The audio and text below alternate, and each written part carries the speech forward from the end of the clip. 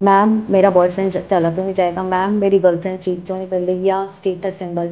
हम इतनी फेक दुनिया में रहते हैं ना कहीं हमें जो हमारा पार्टनर है वो भी चाहिए, but back of the mind हमने एक बैकअप भी रखा हुआ है कि अगर ये चला गया तो हमारे यहाँ है, ये हमारे पास एक है। तो ऐसे आपके रिलेशनशिप कैसे वर्क करेंगे? 90% जो रिलेशनशिप इश्यूज हो रहे हैं ना, फेक वर्ल्ड की वजह से।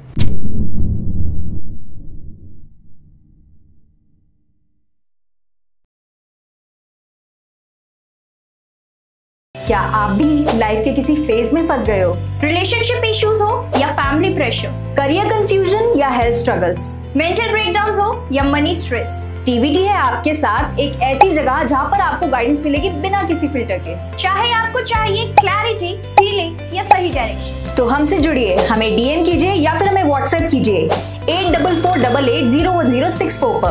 आप रेडी हो तो जुड़िए टीवीटी के साथ, जहां आपको मिलेगा हर सवाल का सच्चा जवाब। TVT, real talks, real health, real you.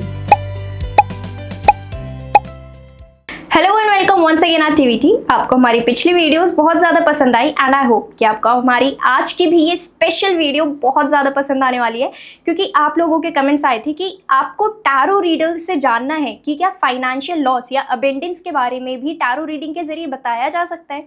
तो इन्हीं कुछ मुद्दों पर हमसे बात करने के लिए जुड़ चुकी हैं करिश्मा जी, जो कि आज सारे मिथ्स बर्स्ट करेंगी और बताएंगी कि आखिरकार टैरो रीडिंग में सबसे ज़्यादा केसेस क्या आते हैं। तो अब उनसे बातचीत शुरू करते हैं।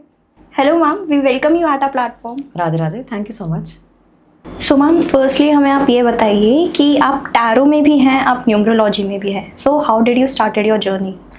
लॉन्ग टाइम बैक वो कहते हैं ना, what is meant for you will find a way. आपके लिए जो बना होता है ना वो कहीं आपके पास आ जाता है।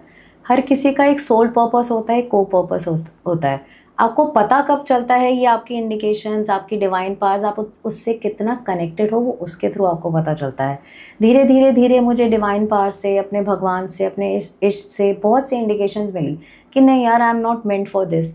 सोशली जब एक्टिव होती थी, फ्रेंड सर्कल में जाती थी, किट्टीज़ में, गेट टुगेदर्स में, कहीं ना एक डिस्कनेक्शन सा फील होता था। नहीं यार, I am not meant for gossip.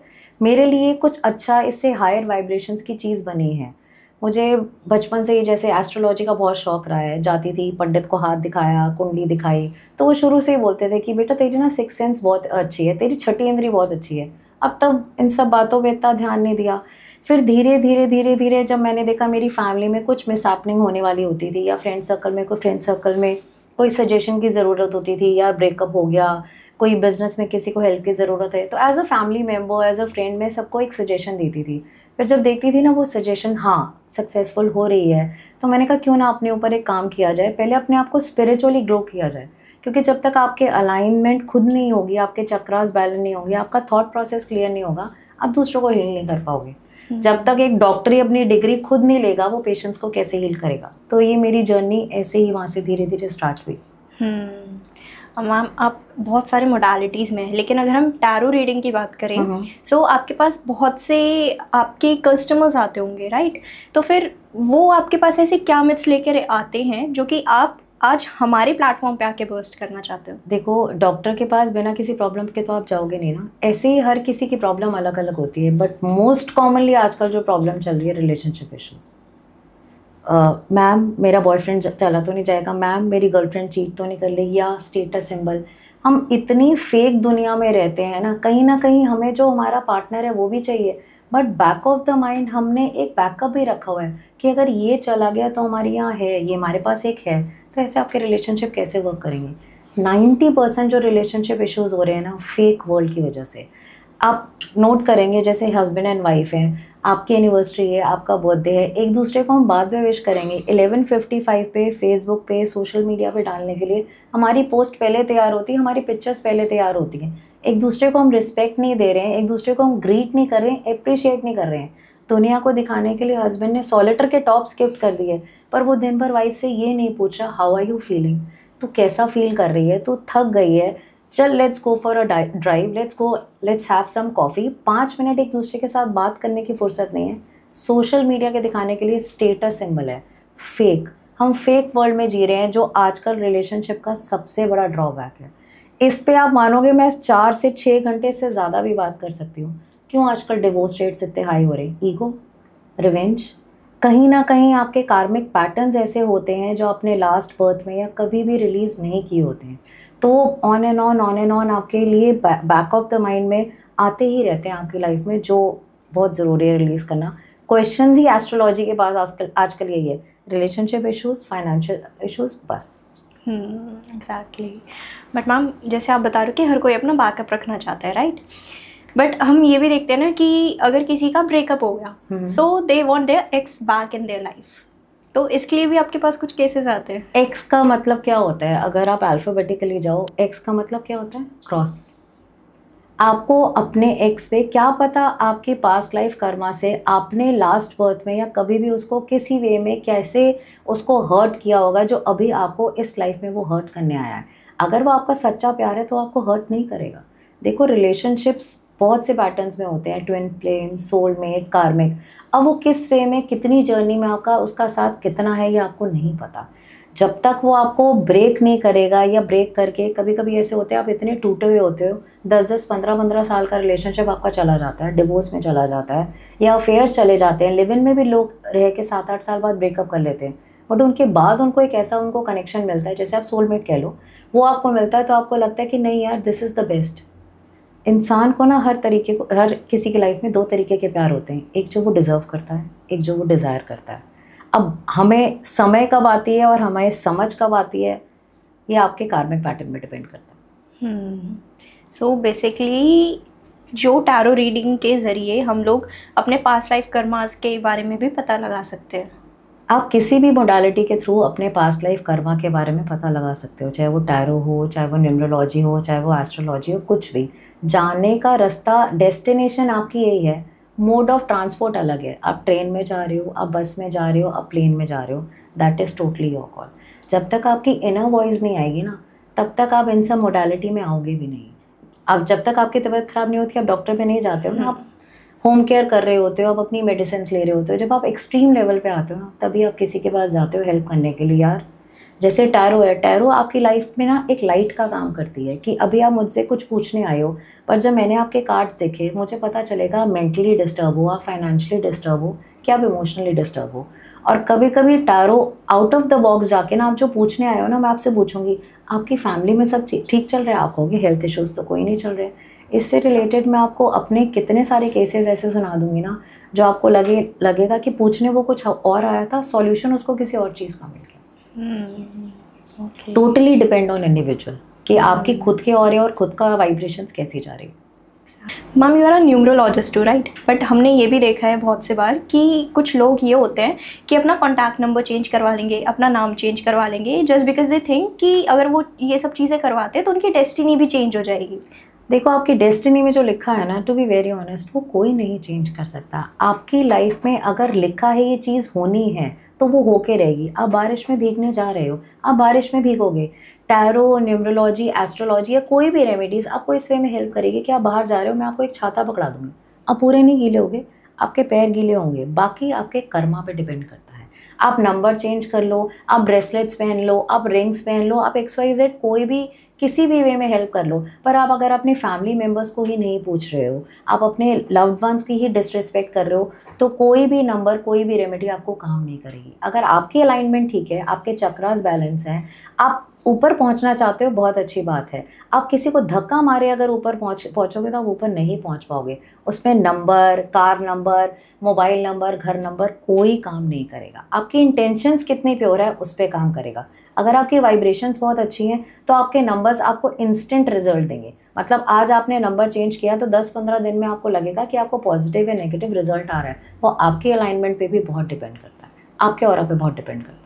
उसके बाद न्यूमरोलॉजी, एस्ट्रोलॉजी बिल्कुल वर्क करती है। मैम अगर बात करें तो जो टैरो रीडिंग है एंड जो न्यूमरोलॉजी है, क्या ये स्पिरिचुअल साइंस और मॉडर्न साइंस से कनेक्टेड है? सारी चीज़ें हमारे शास्त्रों से कनेक्टेड हैं।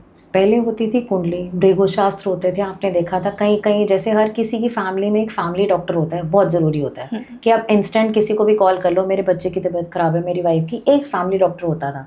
ऐसे ही बहुत पुराने टाइम पे अगर आप चले जाओगे ना, तो तब ऋषि मुनीस होते थे, उनको आप कह लो गुरु महाराज कह लो, भृगु शास्त्र कह लो। आज मोडालिटी क्या आ गई है? टैरो, न्यूमरोलॉजी, निकला सब एक ही चीज़ से हुआ। हाँ, टैरो नो डाउट ग्रीक में से आई हुई है, पर आपको कहीं ना कहीं आपके सॉल्यूशंस में, आपके प्रॉब्लम्स में हेल्प ज़रूर कर देती है दोनों चीज़ें। बाकी डिपेंड करता है, मैं फिर वही बोलूँगी, आपके ऊपर कि आप क्या प्रॉब्लम लेके आए हो और उस चीज़ का क्या सॉल्यूशन लोगे। अगर जैसे मेरे पास कोई डिवोर्स केस आ रहा है, एक वाइफ आई है, वो बता रही है मेरा हस्बैंड अच्छा नहीं है, XYZ मारता है, फिजिकल वायलेंस कुछ भी, मैं उसके पिक्चर देखूंगी, फिर मैं अपनी टैरोस की एनर्जीज भी चेक करूंगी, क्या वो सच बोल रही है या एक फेक प्रिटेंड कर रही है। क्योंकि आजकल आप देख रहे हो, वेमेंस वर्ल्ड कहो या मेंस वर्ल्ड कहो, झूठ इतना है ना कि आप प्रिटेंडिंग इतने हो गए हो। आप बोल रहे हो कि मेरा हस्बैंड मुझे मारता था, क्या पता आपने खुद ही कुछ ऐसा किया हो, अपने आप को ही हर्ट किया हो, क्या पता सामने वाला इनोसेंट हो। तो मैं जब भी कोई मेरे पास कोई हेल्प के लिए आता है, मैं पहले उसको पूरा अच्छे से 1-1.5 घंटा देखती हूँ, उससे बात करती हूँ, उसके नंबर से, उसके नाम से, उसकी एनर्जीज, उसकी वाइब्रेशन से कनेक्ट करती हूँ। कईयों को रेमेडीज़ की ज़रूरत होती है, कईयों को साइकोलॉजिकली एक काउंसलिंग की ज़रूरत होती है कि नहीं आपका माइंडसेट ठीक नहीं है, ऐसी सिचुएशन अभी आपको दिख रही है, पर कुछ टाइम बाद ये सब क्योरेबल है, सिचुएशन आपके कंट्रोल में आएगी। मैम अगर पास्ट लाइफ की बात करें, सो जैसे हम लोग ये देखते हैं कि हम लोग बहुत से नए लोगों से मिलते हैं and most of the times what happens कि बैक स्टैबिंग होती है या डिच कर जाते हैं लोग, राइट। बट जो हम अपने घर में पेट्स लाते हैं और जो या फिर हमारे जितने भी स्ट्रे एनिमल्स होते हैं, क्या हमारा इनके साथ भी कोई कनेक्शन होता है पास्ट लाइफ का? क्यों नहीं होता। आप देखेंगे स्ट्रे डॉग्स भी हैं, उनको खाने को भी नहीं मिल रहा, पर आपके घर के पेट्स होते हैं, उनको आप 3-3, 4-4 टाइम अच्छे से ट्रीट कर रहे हो, उनको बेड पे भी सुला रहे हो, उनको स्पेशल ट्रीटमेंट भी दे रहे हो। आप घर के मेंबर्स को कई बार इतनी अच्छी स्पेशल ट्रीटमेंट नहीं देते। अब तो पेट्स की मैरिजेस क्या, फंक्शंस क्या, आप देखेंगे कहीं कहीं रेस्टोरेंट्स में भी लिखा हुआ है कि पेट फ्रेंडली।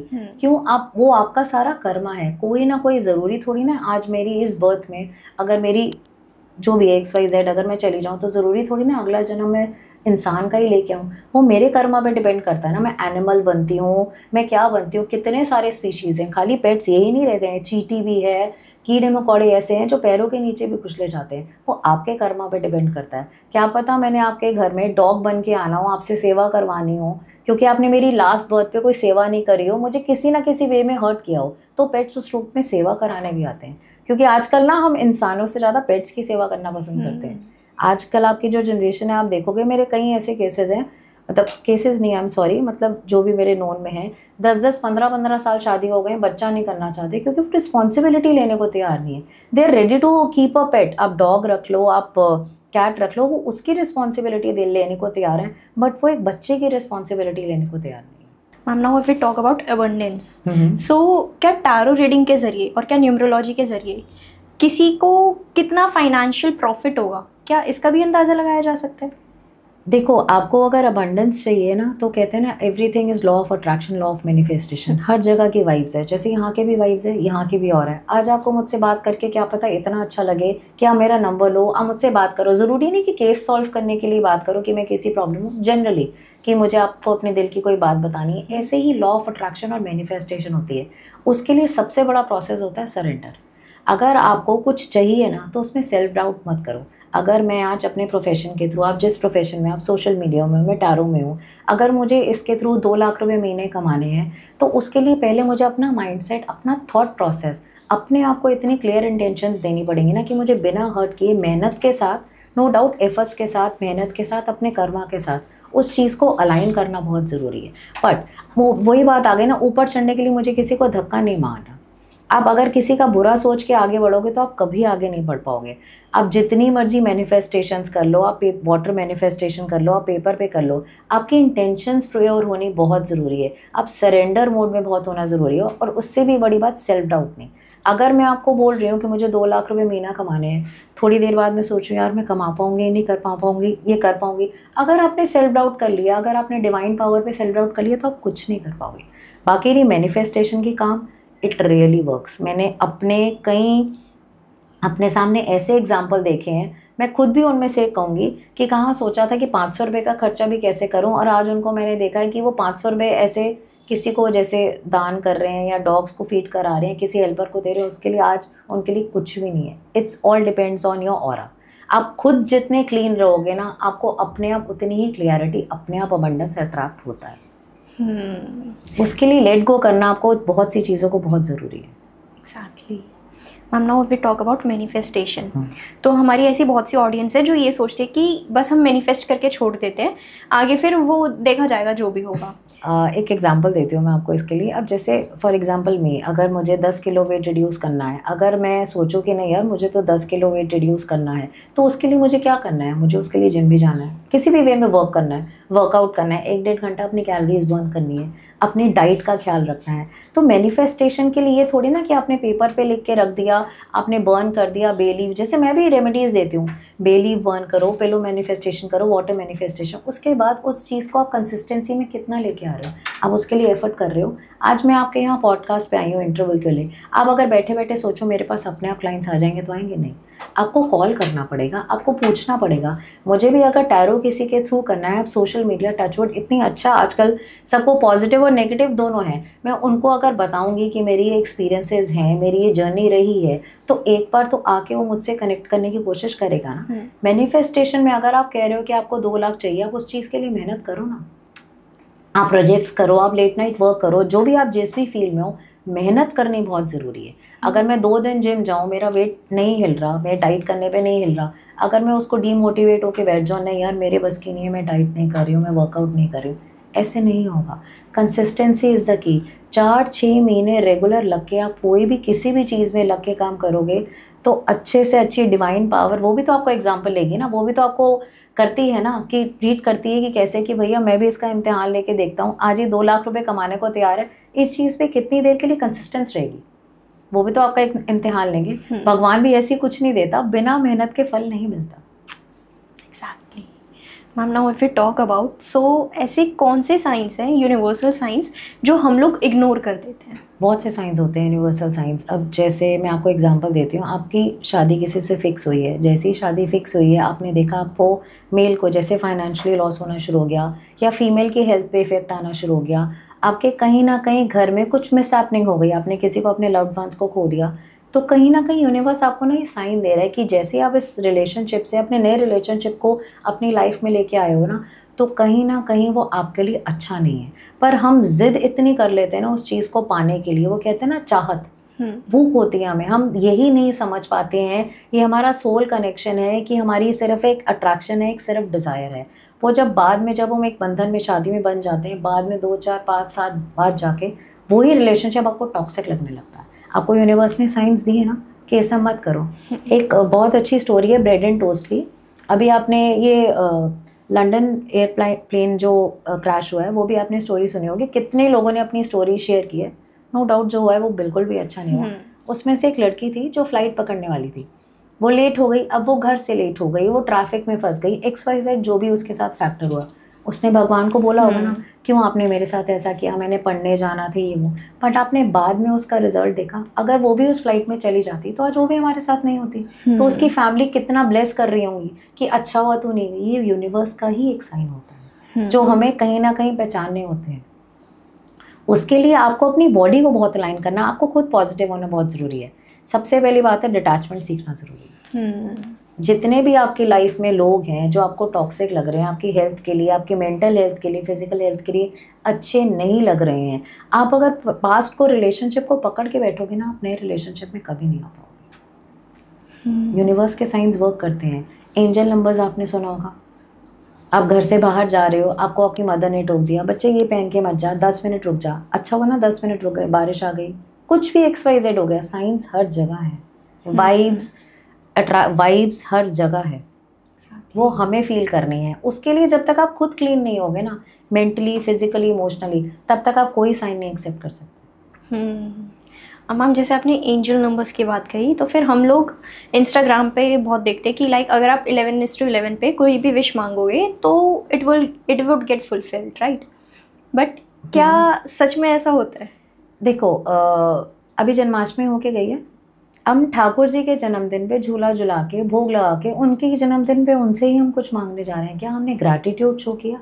आपको हर नंबर्स के अलग साइंस होते हैं। आपको ये नंबर दिख रहा है, आपको क्यों दिख रहा है? कहीं ना कहीं क्या होता है, कहीं आप अपनी लाइफ में, अपने माइंड में कुछ क्वेश्चंस ऐसे लेके बैठे होते हो, कुछ आपने 2 सिचुएशंस में स्टक होते हो, तो आपको यूनिवर्स ने 11:11 दिखा दिया। सबसे पहले तो ग्रैटिट्यूड शो करो, थैंक यू यूनिवर्स, आपने मुझे इंडिकेशंस दी है कि मैं कौन सी पाथ चुनूँ।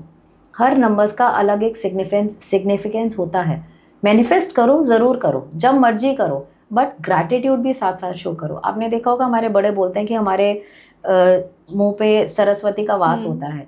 आपने 11 या 22 देख के, हर नंबर्स का वैसे अलग मोटिव होता है, कुछ मांग लिया और आपको मिल गया तो आप यही कहोगे ना, हाँ मैंने 22 देखा था, 11 देखा था तो वो मुझे मिल गया। आपने अपना पॉजिटिव माइंडसेट रखा, आपने सोचा कि मुझे ये दिखेगा तो ये मुझे मिलेगा। साइंस होते हैं, बिल्कुल होते हैं, बट हर नंबर्स का एक अपना अलग सिग्निफिकेंस होता है। Ma'am now if we talk about tarot reading, तो ये कहा जाता है कि जो टैरो कार्ड्स हैं वो हमें गाइडेंस शो करते हैं। देखो टैरो में कभी कभी कई क्लाइंट्स ऐसे आते हैं, अपना कनिका, जैसे आप मुझे पूछने आए हो कि मैं ये चूज़ करूँ, ये पाथ ये चूज़ करूँ। मैं एक अपने टैरो का आपको एक एग्जांपल देना चाहूँगी। मेरे पास स्टार्टिंग में मेरी जर्नी का स्टार्ट ही था, ये होगी बात 3-4 साल पुरानी। मेरे पास कोई आया, बहुत वेल नोन अच्छा मेरे पास आया कोई, उसने अपना कोई बिज़नेस नया शुरू करना था। उसने कहा मुझे एक ये फैक्ट्री डालनी है, मुझे आप ये इस महीने की डेट्स और मुहूर्त देख के बताओ कि मैं ये फैक्ट्री कब डालूँ और ये मेरे लिए सक्सेसफुल होगी कि नहीं। मैंने उसके नाम से जैसे ही अपने कार्ड स्प्रेड किए, मैंने उसको बोला देख फाइनेंशियली मुझे तेरी लाइफ में कोई प्रॉब्लम नहीं दिख रही, तेरी फैक्ट्री भी शुरू हो जाएगी अभी नहीं 2 महीने बाद, पर तेरे घर में ना मुझे कहीं ना कहीं कोई फीमेल बीमार होती हुई नज़र आ रही है। कहती नहीं मेरे घर में तो सब कुछ ठीक है, फाइनेंशियली सब कुछ ठीक है, अभी मैं ग्रो कर रहा हूँ, मैंने प्रॉपर्टी ली है, मैंने एसेट्स लिए हैं, बस मुझे अपने आप ये बताओ मैं अपनी फैक्ट्री कब शुरू करूँ। मैंने उसको बोला 2-3 मैंने उसको डेट्स दी, आप इसके अकॉर्डिंग शुरू कर सकते हो, पर मैं आपको फिर वार्न कर रही हूँ आपके घर में थोड़ा सा ऐसा ना हो कि आप फाइनेंशियल और पैसों के पीछे इतना भाग जाओ कि कहीं ना कहीं आपके घर में कोई फिजिकली प्रॉब्लम हो या बीमार हो रहा आपको नहीं पता चलेगा। आप बिलीव नहीं करोगे कनिका, मेरे को कुछ टाइम बाद 15-20 दिन बाद जो मैंने उसको मुहूर्त की डेट दी थी उसका कॉल आया कि मैम ऐसे ऐसे मेरी मॉम को कैंसर डायग्नोज हुआ। मैंने कहा मैंने आपको बोला ना, आप कई बार टैरो पूछने तो कुछ और जाते हो, आपको उस बात का जवाब ज़रूर मिल जाएगा, बट कहीं ना कहीं आपको वो इंडिकेशंस और कुछ साइंस ऐसे मिलेंगे जो आपने एक्सपेक्ट भी नहीं किए होंगे। अब छोटे बच्चे के लिए एक मदर जैसे पूछने आई थ्रू न्यूमरोलॉजी कि मेरा बेटा 10th में है या 12th में है, जो भी है मैं उसके लिए कौन सी करियर चूज़ करूँ, मैं उसको लॉ कराना चाहती हूँ या मैं उसको डॉक्टर बनाना चाहती हूँ। आप अपनी मर्जी थोप रहे हो बच्चों के लिए, पर जब मैंने टैरो की एनर्जी चेक करी, मैंने उसका न्यूमरो का चार्ट बनाया, मैंने कहा ये लॉ नहीं कर सकता, नहीं मैं तो उसको लॉ ही कराऊंगी।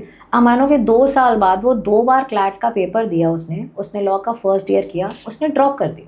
कहते मम्मा मेरे से नहीं हो रहा, क्योंकि उसका इंटरेस्ट ही कहीं और था। आपको इंडिकेशंस, वही मैं आपको कहूँगी ना, इंडिकेशंस मिलती हैं, वो आपके ऊपर डिपेंड करता है। अगर आप पूछने आए हो तो विश्वास के साथ आओ कि हम या कोई भी XYZ अगर आपको बता रहा है तो आपके भले के लिए बता रहा है। अगर आपको जिद करनी है then that is totally your call. But ma'am क्या ये जो टैरो रीडिंग है, क्या ये कंफ्यूज्ड लोगों को भी एक गाइडेंस शो करती है? बिल्कुल करती है। आपको कंफ्यूज्ड लोगों को तो सबसे पहले शो करेगी। मैं आपको कह रही हूँ ना, अगर आप मेरे पास आए हो, अगर आपका वो कहते हैं ना साइकोलॉजी और स्पिरिचुअलिटी एक साथ चलती है, अगर आप मेंटली बहुत मुझे डिस्टर्ब दिख रहे हो, आप 2 चीज़ों में कंफ्यूज हो कि मैं ये चुनूँ कि मैं ये चुनूँ, तो सबसे पहले मैं अगर आपको उस वक्त में कोई रेमेडी करने को दूंगी ना कि आप डॉग्स को फीड करा दो, आप सूरज को जल चढ़ा दो, आप नहीं करोगे क्योंकि आपका माइंडसेट अभी स्टेबल नहीं है। मैं आपको बातों से पहले आपको अपनी काउंसलिंग से उसको शांत करूँगी कि आपको एक रास्ता दिखाऊंगी। आप अगर मेरे पास आए हो, यार 4 बार मैंने ये पेपर ये जॉब के लिए अप्लाई कर दिया, मेरा यहाँ नाम नहीं आया, अब मैं अप्लाई नहीं करूँगी, तब मैं अपनी एनर्जीज़ के साथ वो देखूंगी कि तब आपका टाइम सही नहीं था, पर आप 2 या 4 महीने बाद दोबारा अप्लाई करोगे तो आपका नाम आएगा। कई बार आपने देखा होगा लोगों के वीज़ा भी रिजेक्ट होते हैं। क्यों रिजेक्ट होते हैं? क्या पता उनका तरीका सही ना हो, क्या पता उनका टाइम सही ना हो, हीट ऑफ द मोमेंट में वो क्या गलती कर रहे हो, तो ये बिल्कुल आपको गाइड करते हैं। बट मैम आपके पास ऐसे बहुत से लोग आए होंगे जो कि फर्स्ट टाइम अपनी टैरो रीडिंग करा रहे हैं, राइट? सो आप इनके लिए टैरो रीडिंग कैसे करती है? देखो फर्स्ट टाइम जो मेरे पास आता है, ऑब्वियसली अगर एस्ट्रोलॉजी में आपको क्या चाहिए, आपको टाइम, डेट ऑफ बर्थ सब चाहिए, मैं वो भी देख लेती हूँ। बट जब मेरे पास कोई फर्स्ट टाइम आ रहा है, पहले मैं उसको देखती हूँ कितना परेशान होके, किस सिचुएशन में स्टक होके आ रहा है। जैसे टैरो में एलिमेंट्स होते हैं, और आप एलिमेंट्स में आपको क्या समझाऊँ, जैसे आपको मेंटल प्रॉब्लम चल रही है, आपको फिजिकल प्रॉब्लम चल रही है, आप फाइनेंशियल प्रॉब्लम चल रही है, पहले तो मैं उसकी बात सुनूंगी तसल्ली से कि वो ये क्वेश्चन पूछने क्या आया है मुझसे, उसके लाइफ में प्रॉब्लम क्या चल रही है, उसी बेसिस पे मैं उसको बात करती हूँ। उसको रेमेडी की ज़रूरत होती है, रेमेडी करती हूँ। अगर मुझे रेमेडी की ज़रूरत नहीं होती है तो मैं 2-3 बार मिल के कॉल पे कैसे भी उसकी काउंसलिंग करके उसके सवालों का जवाब दे देती हूँ और उसकी कन्फ्यूजन दूर करती हूँ। मैम अगर बात करें तो टैरो और न्यूमरोलॉजी क्या उसको मतलब किसी एक इंसान को ऐसा रास्ता दिखा सकते हैं कि जिससे वो खुश रहे? देखो, खुश रहना या ना रहना सबसे बड़ी बात है वो आपके कर्मों पे डिपेंड करता है ना। आप खुश कैसे रह रहे हो? आप किसी को हर्ट करके खुश रह रहे हो तो आप कभी भी खुश नहीं रह सकते। आपके कर्मा अच्छे हैं, आपका दिल साफ है, तो टैरो, न्यूमरोलॉजी, कोई भी मोडालिटी आपको बिल्कुल हेल्प करती है, आपको रास्ता दिखाती है कि आप इस वक्त यहाँ जाओ, आप ये रास्ता चुनो। अगर आप करियर चुन रहे हो तो मैं आपको बोलूँगी क्या पता आपको सोशल मीडिया ना सूट कर रहा हो। अगर कई बार हमारे चार्ट में कुछ नंबर्स ऐसे एक्टिव होते हैं, कई नंबर्स की ऐसी पावर होती है कि हमें एक जगह बैठ के काम करना सूट नहीं करता, हमें फिजिकल एक्टिविटी में ज़्यादा वो काम सूट करता है। और कई नंबर्स ऐसे होते हैं या टैरो के इंडिकेशंस ऐसे होते हैं कि हमें बैठ के टेबल वर्क करना ही हमें ज़्यादा सूट करता है। वो टोटली डिपेंड ऑन इंडिविजुअल कि आपकी क्या कनेक्शन है, आपका ऑरा कैसा है और आपका न्यूमरो और टैरो में चार्ट कैसा है। हम अगर न्यूमरोलॉजी का ही थोड़ा कॉन्सेप्ट लेके चलें, ये कहा जाता है कि जो न्यूमरोलॉजी में है वो 1 to 9 नंबर्स होते हैं, एंड उसी के बेस्ड पे जो हमारे जितने भी लोग होते हैं सारे उनके उस पर ही बेस्ड होते हैं, राइट। अब जैसे मैं अपनी बात करूँ, मेरी date of birth is 7, right. तो फर्स्ट ऑफ ऑल जो 7 नंबर के लोग होते हैं वो किस टाइप के होते हैं? कंग्रेचुलेशन, मैं भी 7 नंबर हूँ। 7 नंबर देखो खाली 7 नंबर नहीं है, आप 25 से 7 आ रहे हो, आप सिंगल 7 डिजिट हो, आप 16 से 7 आ रहे हो, उसमें भी वाइब्रेशंस आ गई। और नंबर्स कहाँ नहीं हैं, आपका हाउस नंबर है, आपका गली नंबर है, आपका रोड नंबर है। दिल्ली में भी हर जगह पिन कोड्स हैं, कोई 9 है, कोई 57 है, हर जगह नंबर्स हैं।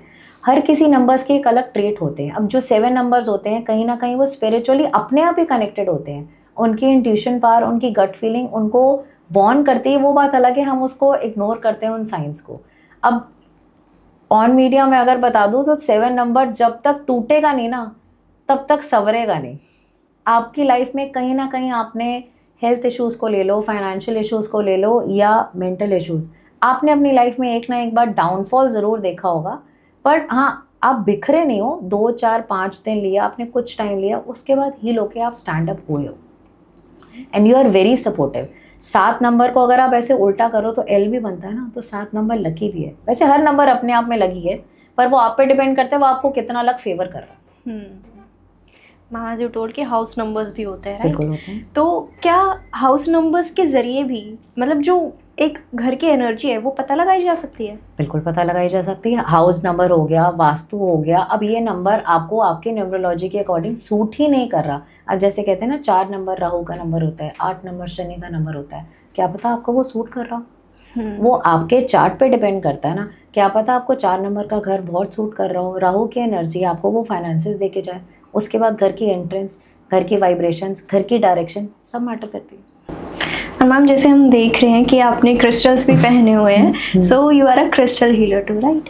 बट इट इज़ लाइक कि ये कहा जाता है जो क्रिस्टल्स है वो जेंडर बेस्ड मतलब होते हैं। क्रिस्टल्स देखो आप राशि के अकॉर्डिंग भी पहन सकते हो। क्रिस्टल्स आपके न्यूमरोलॉजी के चार्ट में आपको कौन सा नंबर मिसिंग है या आपको कौन से नंबर को एनर्जी ज़्यादा देने की ज़रूरत है, क्रिस्टल्स हम उस बेसिस पे बताते हैं। अब जैसे rose quartz most common crystals, love life attract करता है, पर उसके ये नहीं कि उसने सिर्फ लव लाइफ ही अट्रैक्ट करनी है, उसके और बहुत से आगे रीजंस होते हैं, बहुत से आगे बहुत डेप्थ है क्रिस्टल्स में। अब कहीं ना कहीं क्रिस्टल्स होते हैं, आपको माइग्रेन है उससे रिलेटेड भी क्रिस्टल्स है, आपको स्किन इश्यूज़ है उससे रिलेटेड भी क्रिस्टल है, एंड मोस्ट कॉमनली आपको नज़र लगती है उससे रिलेटेड भी क्रिस्टल्स है। हर नंबर के एक से ज़्यादा क्रिस्टल्स होते हैं, एक नंबर के अलग क्रिस्टल्स हैं। वर्गो राशि के अलग हैं, स्कॉर्पियो राशि के अलग हैं। स्टोन्स भी होते हैं और क्रिस्टल्स भी होते हैं और इनके फ़ायदे भी होते हैं। बट अगर आप इनको ऐसे ही उठा के ऐसे ही पहन लोगे, उससे कनेक्ट नहीं होगे।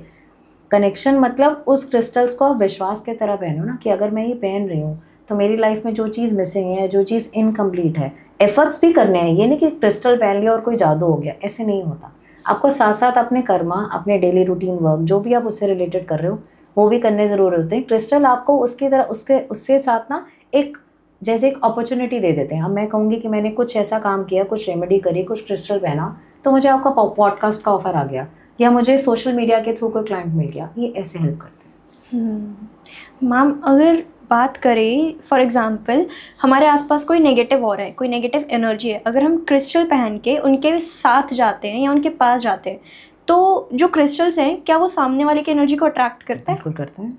आपने कई बार देखा होगा, मैंने खुद देखा है, मेरे खुद के साथ हुआ है कि क्रिस्टल्स, अभी मैंने कुछ ही टाइम हुआ पहना, मैंने उसको रेगुलर बेसिस पे जैसे चार्ज करते हैं, क्लेंस करते हैं, जो भी करते हैं करा, फिर भी कहीं मैं पब्लिकली ऐसी जगह वो पहन के गई हूँ, घर आके मेरा वो क्रिस्टल टूट गया। इसका मतलब कुछ ना कुछ मेरी सराउंडिंग्स में ऐसी नेगेटिव वाइब्स थी, आप नज़र कह लो, नेगेटिव वाइब्स कह लो, कुछ भी जो थी वो सारी मेरी क्रिस्टल ने ले ली और वो टूट गया। और जब भी हमारे कोई क्रिस्टल ऐसे टूटते हैं ना, आप जैसे कह लो कि अब क्रिस्टल टूट गए, चलो जी ठीक है, अब इसको बाहर से पिरो के दोबारा पहनो, कभी नहीं पहनने चाहिए। उसकी एनर्जी इतनी ही थी, जैसे फ़ोन की बैटरी डेड होती है, उसको चार्ज करना ज़रूरी होता है ना, ऐसे जितने भी आप क्रिस्टल्स पहनते हो, चाहे आप हाथ में पहनते हो, आप पॉकेट में रख रहे हो, आप ऑफिस टेबल पे रख रहे हो, उनको भी चार्ज करना बहुत ज़रूरी होता है, नहीं तो सिर्फ एक पत्थर ही है। और अगर वो टूट गए हैं तो इसका मतलब उसकी एनर्जी ख़त्म हो गई है। मैम अगर टैरो रीडिंग में ही थोड़ी बात करें, सो ऐसा हमने मतलब बहुत सारे टैरो रीडर्स से भी सुना है कि एक ही इंसान को बार बार ही कोई एक या दो जो टैरो कार्ड्स हैं वो आते जा रहे हैं। सो सबसे आप ज़्यादा उसका मतलब, अगर आप मेरी रीडिंग मेरे साथ रीडिंग करा रहे हो, मेरा एक बार मैंने कार्ड शफल किया, आपके क्वेश्चन में वो कार्ड आया, मैंने दोबारा कार्ड शफल किया, वही कार्ड आया, इसका मतलब आपको बेसिकली उस पॉइंट पे, चाहे वो फाइनेंसेस से रिलेटेड आ रहा हो, तो आपको उस पॉइंट पे, उस फैक्टर पे काम करने की ज़्यादा ज़रूरत होती है। और टैरोस की एनर्जी को ना आप कंफ्यूज नहीं करो। आज आपने मुझसे टैरो कराई, 2-4 दिन बाद जाके आपने किसी और से टैरो कराई, हो सकता है उसका और मेरा आंसर अलग अलग हो। अब एक ही सर दर्द की 4-4 दवाइयाँ होती हैं, अब आपको कौन सी सूट कर रही है, that is totally your call. But जब एक बार आप किसी के पास जा रहे हो तो विश्वास के साथ उसने जो आपको टाइम फ्रेम दिया है, उसने जो आपको सॉल्यूशन दिया है, पहले वो आप करो।